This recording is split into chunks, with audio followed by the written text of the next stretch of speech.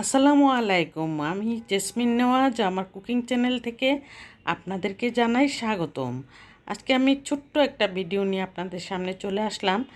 আর এই ছোট্ট ভিডিওটার মধ্যে থাকবে কিন্তু 3 রকমের খাওয়া।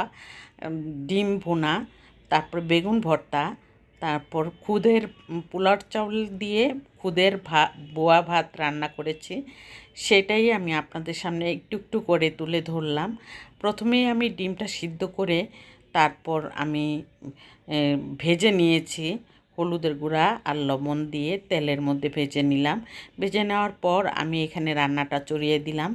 চড়িয়ে একটি কড়াইতে আমি মশলাটা দিয়ে দিলাম। হলুদের গুঁড়া, মরিচের গুঁড়া, ধনিয়ার গুঁড়া, ভাজা জিরের গুঁড়া, পেঁয়াজটা একটু ভাজা ভাজা হয়ে আসার পর আমি দিয়ে দিলাম। দিয়ে দেওয়ার পর এখানে একটু মশলাটা ভালো করে কষিয়ে নিলাম। মশলাটা কষিয়ে তারপর আমি কিন্তু আরও পানি দিয়ে সুন্দর করে মশলাটাকে একদম কষা কষা করে নিলাম।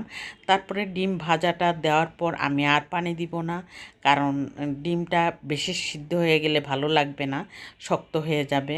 সেজন্য আমি মশলাটার মধ্যেই পানিটা দিয়ে বেশি করে তারপর মশলাটা আমি সিদ্ধ করে নিলাম, একদম কষা কষা করে নিলাম। করার পর আমি ডিমটা দিয়ে দিলাম। ডিমটা দেওয়ার পর আমি এখন নামিয়ে নিব। নামিয়ে নেওয়ার পর জিরার ফাঁকি দিয়েছি, সেজন্য আমি ধনিয়া পাতা দিলাম না। সেজন্য জিরার ফাঁকি দিলে, ধনিয়া পাতা দিলে অন্যরকম হয়ে যাবে। আর এখানে বেগুন ভর্তা বানিয়ে নিয়েছিলাম। বেগুনটা পুড়িয়ে তারপর সুন্দর করে ভর্তা বানিয়েছি। সব কিছু আর ভিডিও করার মতন সময়ও হয়নি, মনেও নেই, সেই চিন্তা করে আর ভিডিওটা করা হয়নি। জাস্ট করার পর আমি আপনাদের সামনে তুলে ধরলাম। আর এখানে পোলার চাল দিয়ে খুদের ভাত রান্না বউ ভাত রান্না করছি। এটা আমি একদম পোলাওর মতন রান্না করে নিচ্ছি।